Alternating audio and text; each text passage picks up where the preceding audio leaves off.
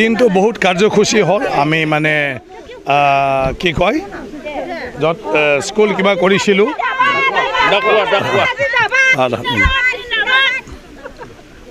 ডাকুয়া আমাৰ পুৰণি কিবা কি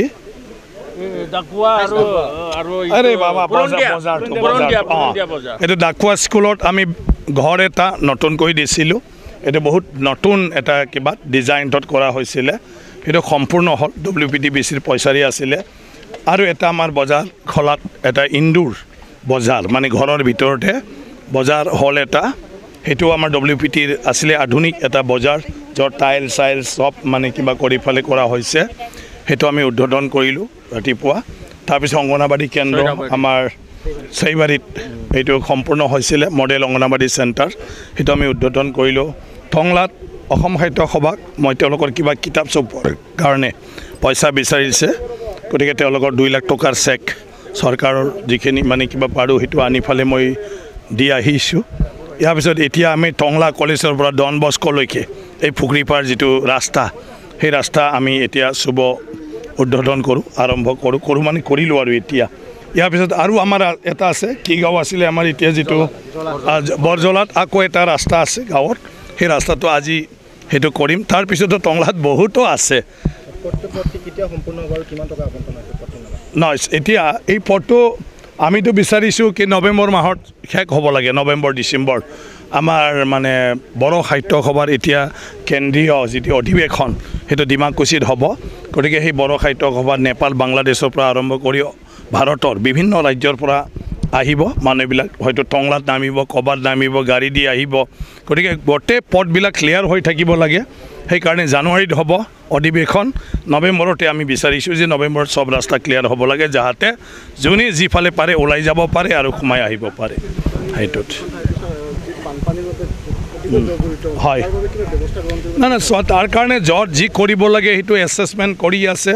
আমাৰ মানে জৰীপ চলি আছে আৰু জৰীপ চলা হিচাপে কিছুমান আঁচনি এতিয়া তৈয়াৰ হৈ আছে কিছুমান টেম্পৰাৰী মেজাৰ কৰি থকা হৈছে গতিকে বানপানী মাজে মাজে আহি থাকে আৰু সেইটো ইয়াৰ কাৰণ কি এতিয়া আমাৰ আগৰ যিটো বানপানী হৈছিলে ওপৰত আমাৰ জালিমুখ বান আছিলে জালিমুখ বান আমি 15 কোটি টকাৰ এটা চেংচন লৈ পেলাই অলৰেডি কমপ্লিট কৰিলোঁ জালিমুখ বানটো এতিয়া আকৌ ৰাইজে আকৌ নতুন নতুন সমস্যাৰ কথা কৈ আছে সেইবিলাক পৰ্যায়ক্ৰমে আমি কৰি আছোঁ গতিকে জালিমুখতো আমি ইয়াত বানপানী মই MLA হোৱাৰ পিছত এই বানটো কিবা কৰি দিলোঁ আৰু বিভিন্ন প্ৰটেকশ্যন আৰু ক'ৰবাত আমি কি কয় চেনেল কাটিং কৰি ফালে চেষ্টা কৰি আছোঁ হয় মুখ্যমন্ত্ৰী ডাঙৰীয়া আহিব আমাৰ সমষ্টিত সেইদিনা 400 কোটিমান টকা প্ৰজেক্টৰ মানে আৰম্ভণি হ'ব ইয়াৰে চবতকৈ ডাঙৰ আঁচনি দুটা আছে আমাৰ আসাম মালাৰ মানে আণ্ডাৰত ৰাস্তা এটা সেইটো হ'ল আমাৰ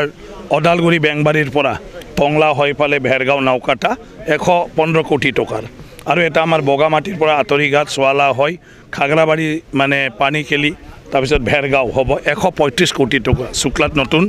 দলংসহ এই মূলতঃ সেই দুখন দলং তাৰ বাদে আমাৰ বিভিন্ন ক'ৰবাত 10 কোটি ক'ৰবাত 5 কোটি ক'ৰবাত 15 কোটি তেনেকুৱা ধৰণৰ আছে নতুন স্কুল আমাৰ 3খন আমি 7 কোটিকৈ পাইছোঁ টংলা মডেল স্কুলৰ পৰা আৰম্ভ কৰি আমাৰ UN ব্ৰহ্ম মানে সেইটো আৰু ভেৰগাঁও ইয়াৰ পিছত আমাৰ অলৰেডি টংলা হায়াৰ ছেকেণ্ডাৰী 8 কোটি টকা আমি পাইছোঁ আবণ্টন টংলা কলেজ আমি 10 কোটি টকা পাইছোঁ গতিকে তেনেকুৱা ধৰণৰ বহুত আঁচনি আছে গোটেই সমষ্টিৰ প্ৰায় 400 কোটিমান টকাৰ আমাৰ এতিয়ালৈকে 1000 কোটিতকৈ বেছি টকা আমাক মুখ্যমন্ত্ৰী ডাঙৰীয়াই পানীৰ সমষ্টিৰ বিভিন্ন আঁচনিত এতিয়া চেংচনি দিলে আৰু বহুত কাম আমাৰ কমপ্লিট হৈ গ'ল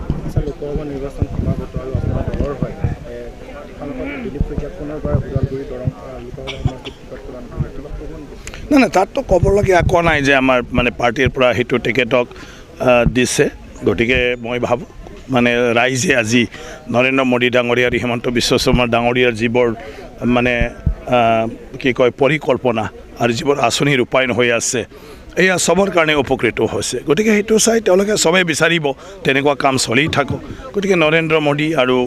হিমন্ত বিশ্ব শৰ্মা ডাঙৰীয়াৰ লগতে ৰাইজে থাকিব আৰু মোৰ সমষ্টি পানীক মই অপেনলি কৈছোঁ পুনৰ নৰেন্দ্ৰ মোদী ডাঙৰীয়া আৰু হিমন্ত বিশ্ব শৰ্মা ডাঙৰীয়াক শক্তিশালী কৰিবৰ কাৰণে পানীৰ সমষ্টি সকলোৱে দিলীপ শইকীয়াক ভোট দিব